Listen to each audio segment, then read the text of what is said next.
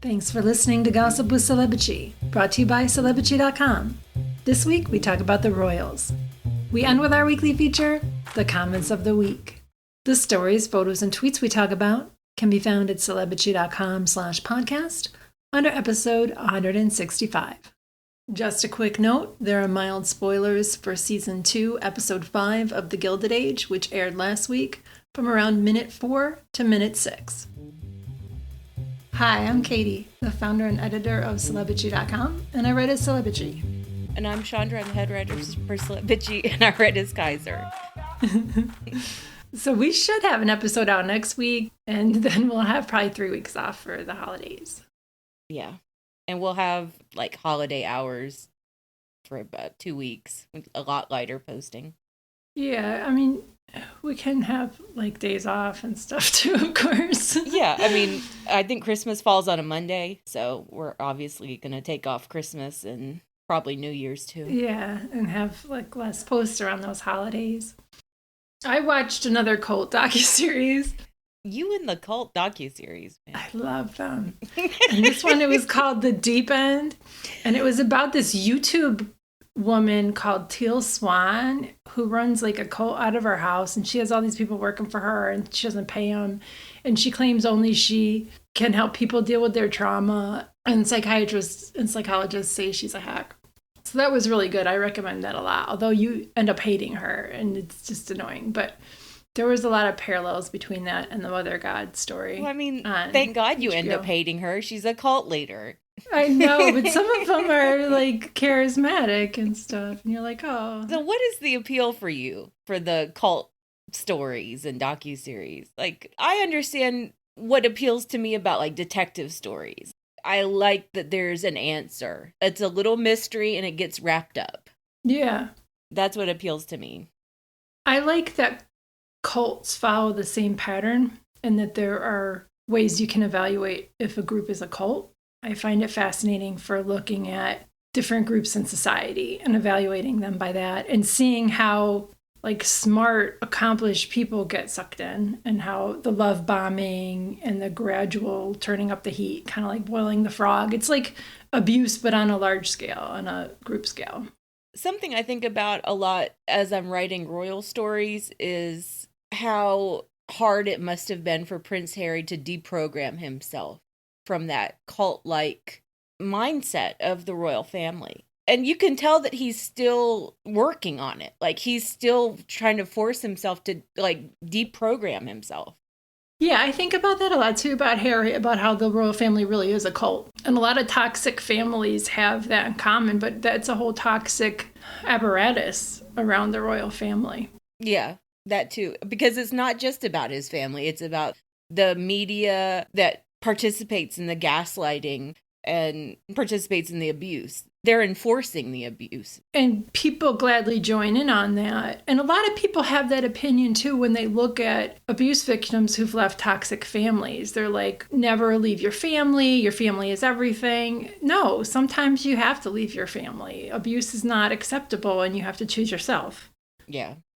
All right, I get it now. I get why you're watching it. But I can't. I'm not into that kind of stuff at all. No, I get it. I like fake murder and horror, but I don't like the real murder and horror as much. Like, I'll watch shows about con artists and like love frauds and stuff like that, and I think those are fun. But the true crime, when I watch that, I'm like, ooh, it's rough. And then the detective stories are hard too. Yeah. Well, The Gilded Age is nothing like that. It's the easiest, least stressful show I've ever watched. I love it so much.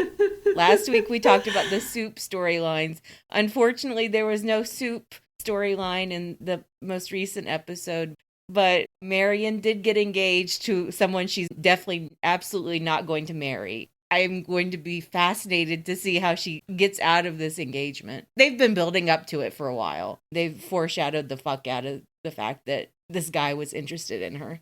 She was trying to show him so much that she was not into it. But I enjoyed that part of it. And then there's a really nice character and he's getting sick. And I hate that Julian Fellows always does that. He's such a depressing bastard. He takes the nicest characters and he puts them through absolute hell. Right. It got ridiculous with Downton Abbey. Like the valet who was married to the lady's maid, and like everything bad Mr. happened to them. Barrows? Not Mr. Barrows. It was the older guy who was Lord Grantham's valet. I'm Googling it. The Mr. Bates. Yeah, Mr. Bates and Anna. But I hated Mr. Bates. Like, they made you hate him. I don't know. I didn't hate him. You were supposed to feel like he was a really good guy. I thought Anna was an idiot for staying with him. Well, Julian Fellows put them through hell, and I hated that. And I feel like that's maybe what's going to happen in the Gilded Age now. You gotta make up for all those frothy soup plot lines. Oh, I mean, there's stupid drama as well. Like, there's a fight over opera seats. Oh, God bless it. All right, let's talk about the royals. So last week for episode 164, we talked about Endgame. And that's, of course, Omid Scobie's bombshell biography. We've been reporting on that ever since. And there's still so many stories about that, especially because the royals are like puking and crying. Screaming, crying, and throwing beating up. their fists against the wall. Well, they were for a week, but it settled down since the quote-unquote crisis talks. So the Dutch translation of Endgame, and we talked about this last week, but that translation named the royal racists who had, quote, concerns, as Harry and Meghan said in their Oprah interview, about their baby's skin color. And Meghan supposedly named the two royal racists in her correspondence with Charles, but Scobie did not include those names, and they were not in any of the editions of Endgame except the Dutch one. Right. In interviews, Scobie's claimed he never submitted a book that had their names in it. And then there were some articles that said that it was likely due to an earlier draft that the Dutch translators were working on that had the names in it. I don't know. I'm not going to speculate about who said what. Let the internal investigation happen. You know, if the royals think they have a reason to sue, then let's see it. You know, I'd like to see what it looks like if Scobie does get sued. I don't think they will. I don't think anyone is going to sue him. I think he has all of his legal T's crossed and I's dotted. Exactly. And they know that they would be eviscerated in discovery. Right. Because Meghan dotted her I's and crossed her T's in her correspondence. That woman is impeccable about receipts. Which makes it even crazier that they make all these wild accusations knowing that Meghan is sitting on all of these receipts. And it just goes back to what Serena said about Meghan, which is that she's too nice. Yeah, she is really nice. I would have been reading these people for filth. Just put an end to it at least. Just say, like, look, all you people are fucking horrendous. Here are all my receipts. Here's all the times I tried to help you or tried to get any kind of accountability for how you treated me. But no, she's just going to try to keep the peace or, I don't know, move on with her life. Which, I mean, more power to her. She's a better person than us. Yeah. So the names in those letters were supposedly Kate and Charles. And that's what Piers Morgan said. And Scobie has said in interviews that journalists in Fleet Street know these names. And we talked about this last week. And the response to that news coming out is for the royals to get all mad and indignant, kind of proving that it's true. Yeah, they can't outright deny it. Although Kate has tried, like sources close to Kate, they're like, of course it's not true. Of course she doesn't have a racist bone in her body. And it's just, actually show us some receipts on your end, Kate, you know, because we've been watching you for years and we see exactly what you are. All they would have to do is, you know, have some awareness training for themselves. I'm serious. And admit to unconscious bias, because Prince Harry gave them an out in his 60 Minutes interview, and the way he's described it is he said it's unconscious bias. He hasn't called it racism. All they have to say is, you know, we're learning, we're trying to educate ourselves. We never meant to make anybody feel uncomfortable. No, they don't do any of that. So Kate's uncle Gary came out and he was like, oh, Kate isn't racist. Quote, racism isn't something which is inherent in anyone. It comes from an environment. Both Kate's mom, Carol, and I grew up in Southall, West London. What? Like, what does that even mean? I think he was trying to say that he and Carol grew up working class and therefore they were around people of color because, get it? Working class is full of people of color. Yeah. And therefore Carol is not racist because she has a working class background. None of that has anything to do with anything. And Carol is obviously, she wanted to raise her children in an all-white environment. She sent them to all-white schools. Yeah. Like, let's be real. And then they also sent out Sir Kenneth Olisa. He's the first Black Lord Lieutenant of London.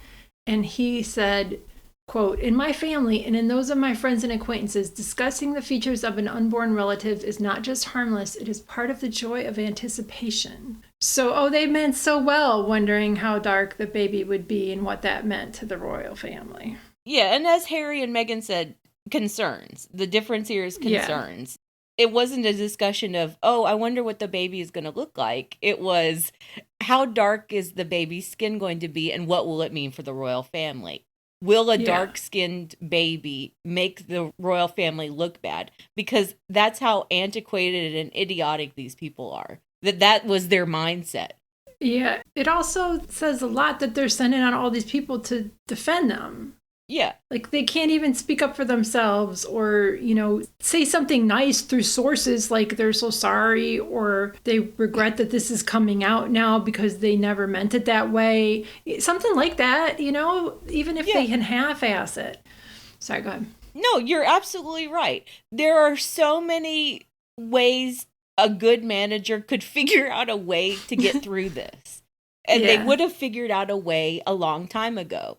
Unfortunately, none of these people can manage their way out of a fucking paper bag.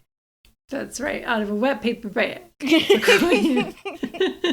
Like, oh my God, Charles is really just going to let this PR bleed hang out there forever, for his entire reign. And he's never going to figure out a way to fix it.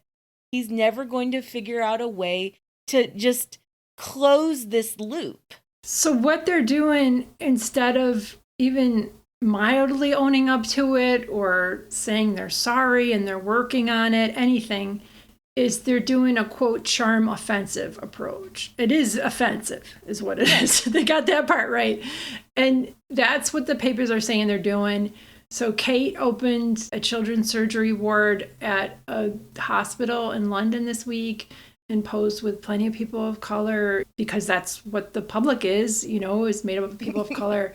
And they're just trying to, I don't know what they're doing. Yeah, it's the most superficial, obvious PR strategy in the world. It's just, let's be photographed around people of color. And hopefully people will say, hey, look, she's standing next to a Black person. She must not be racist. Really old ass white people would say that. So they're appealing to their base. Yeah, but they did the exact same thing right after the Oprah interview in 2021. All of a sudden, Charles could not get closer to all these Black folks. Suddenly, like, Kate and William were, like, taking selfies with Black folks all the time.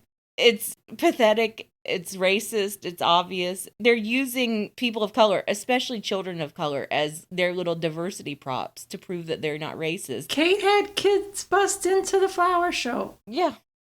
And so now we've heard that they're having crisis talks and, their brain, what's the word for it? Their, Galaxy brain. Yeah. The galaxy brain. That's right. Galaxy brain. We're going to do it what we always did. Yeah. Well, I think it's interesting that first we heard that Charles was going to have crisis talks, and then we heard that they actually did have them. Like, that he sat William and Kate down and they, like, tried to figure out some kind of strategy. This happened on Monday night, allegedly.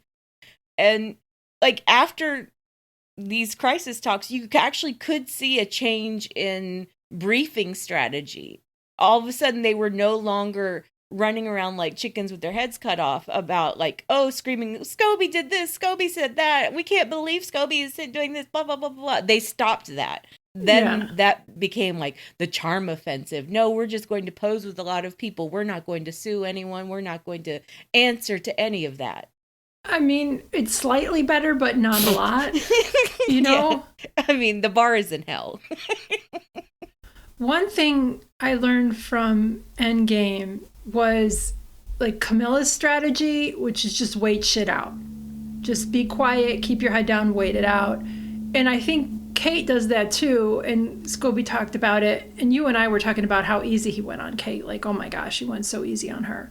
But she's okay at just showing up and, trying to smile through the Botox and wigs and just acting like everything's fine. So they're just going to keep doing that. Well, it's different, though, between Camilla and Kate. Camilla can get away with just staying back and, staying silent because she knows that Charles is going to do all the dirty work. She knows that she can manipulate Charles into doing what she needs him to do. So she really is the power behind Charles. She doesn't have to speak because she's the puppet master.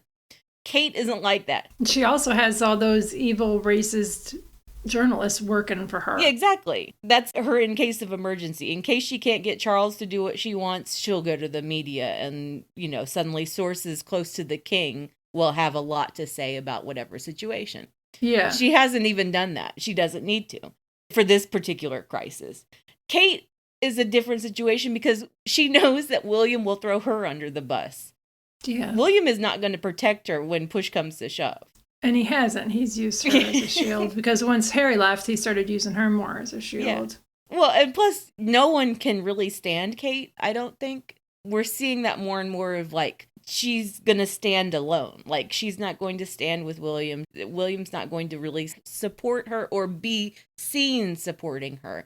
And Charles and Camilla think that she's an idiot and they don't like her. They never have. They don't like her stealing their thunder either. Yeah. So there's been these ridiculous articles. The Telegraph claimed a royal source wants the Sussexes to defend the Windsors. Because the Windsors were racist to them. And Scobie wrote about it. It makes zero sense. And then in a BBC interview, Scobie was asked if he would apologize to the Windsors. For what? For reporting accurately on the idiocy that they do on a daily basis? Exactly. That Scobie interview where they asked him if he would apologize was outrageous. I cannot believe that a BBC reporter asked that of Omid Scobie with a straight face. Royal sources were actually briefing the media about the Sussexes' silence speaks volumes. They need to speak out. They need to disavow Omid Scobie and tell the world that they had nothing to do with Endgame. They didn't do any of that. They don't need to do any of that. They can just sit back and be quiet and live their lives. What about the recollections may vary? Exactly. What about their response to Meghan being suicidal and them, hanging out to dry when she was pregnant? Ridiculous. The craziest thing about recollections may vary is that recollections didn't vary at all, as it turns out. They all knew what they had done. There were all of these receipts. Charles and Meghan were discussing openly in letters about who said what. So another way that the royals responded to this story is to act like they were snubbing Harry when Harry did not give a crap. So they do this to him a lot. They're like, oh, there's this thing coming up. We're not going to invite them. Oh, we are going to invite the Sussexes. Oh, we invited them and they don't want to come. This has happened multiple times. But this happened with Harry's friend, Hugh Grosvenor. He's the Duke of Westminster and he's getting married this June. So Hugh is the godfather of both Archie and Louis. So he's close to Harry and William. We don't know for sure that he's the godfather of Archie because William's favorite royal reporter claimed that out of nowhere. We still don't know if that's true. But he is definitely the godfather of Prince Louis. Harry and Meghan have never announced who their godparents are for Archie. They've never confirmed it. Okay. So we heard from Roya Nika in the Times that Hugh did not invite Harry and Meghan to his wedding to, quote, avoid a family clash in the House of Windsor.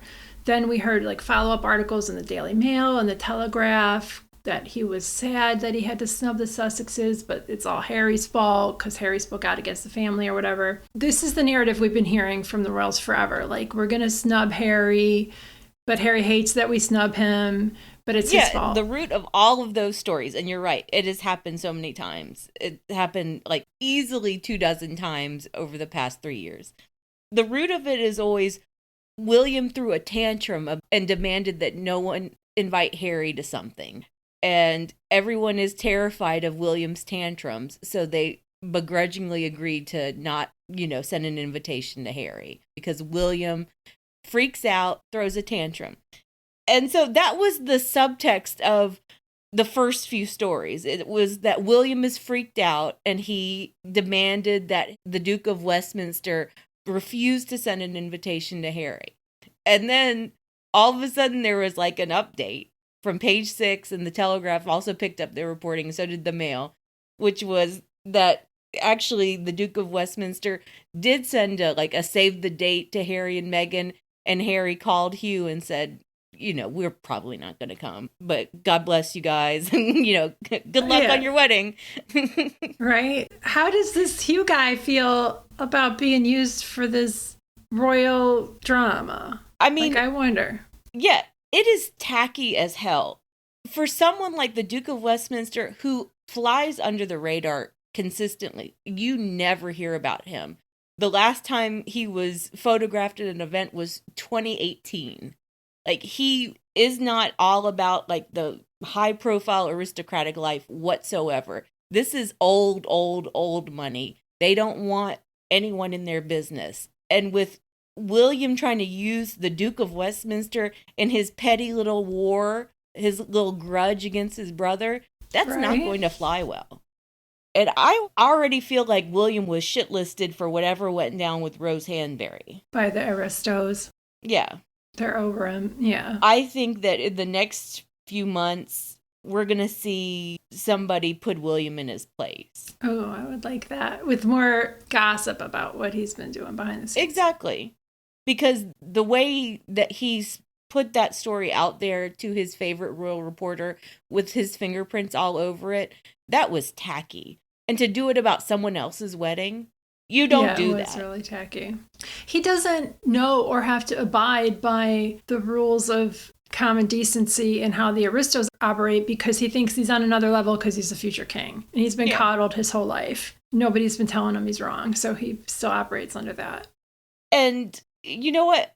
Charles was fucking everything that moved when he was married to Diana.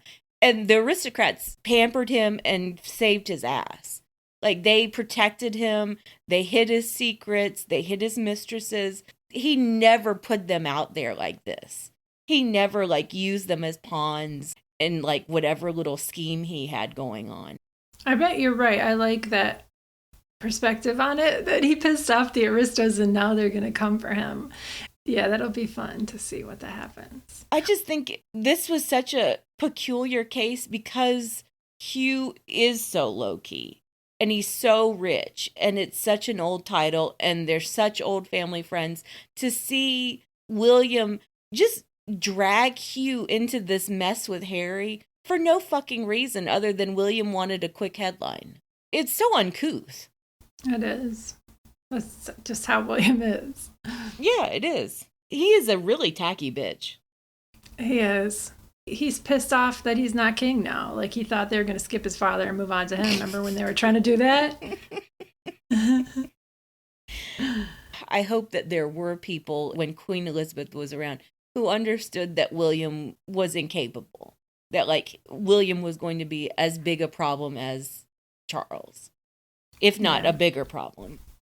I mean, we'll see or we won't. I hope that we never get to a point where William is king and that they're done with the monarchy, but it just depends on the political system in England. Yeah, William and Charles are doing their best to make sure that William is never king.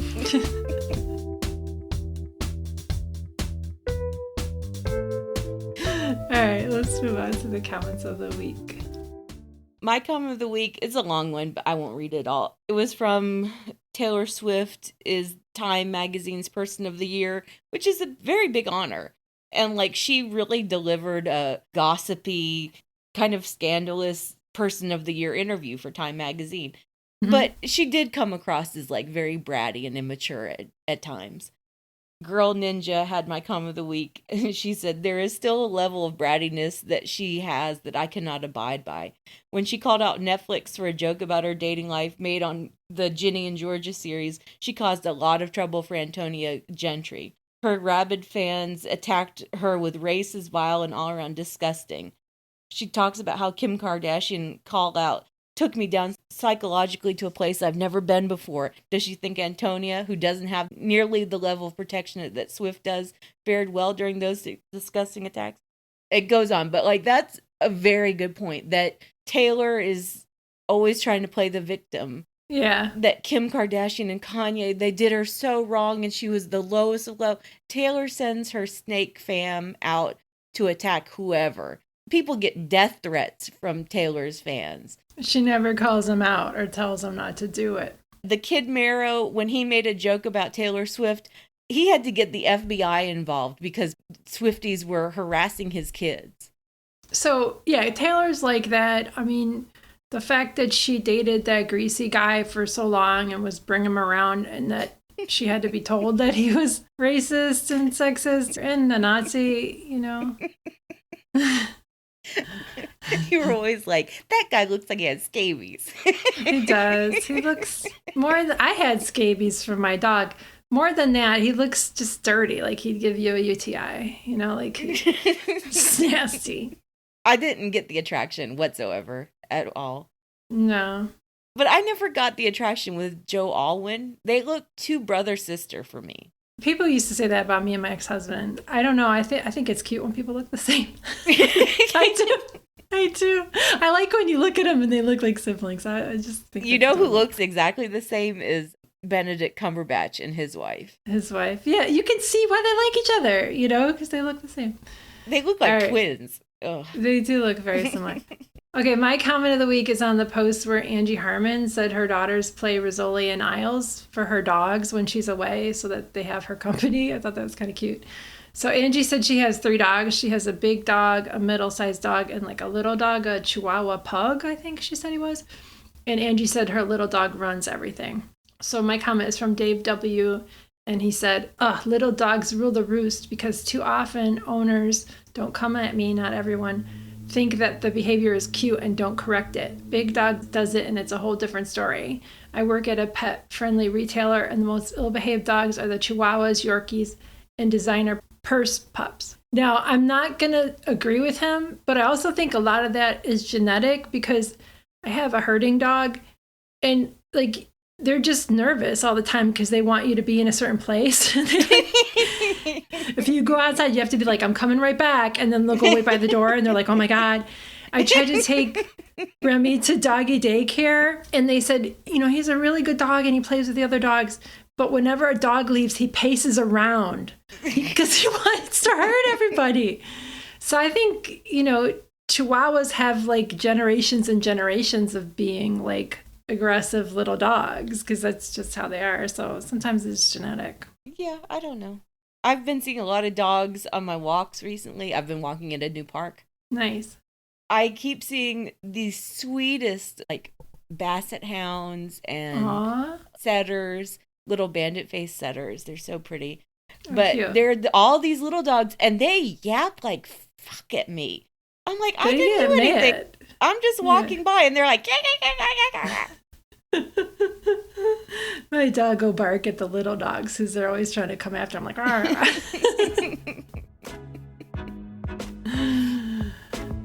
Well, thanks for listening, bitches. Thanks, bitches. Thank you for listening to the Celebrity Podcast. Please rate, review, and subscribe wherever you listen.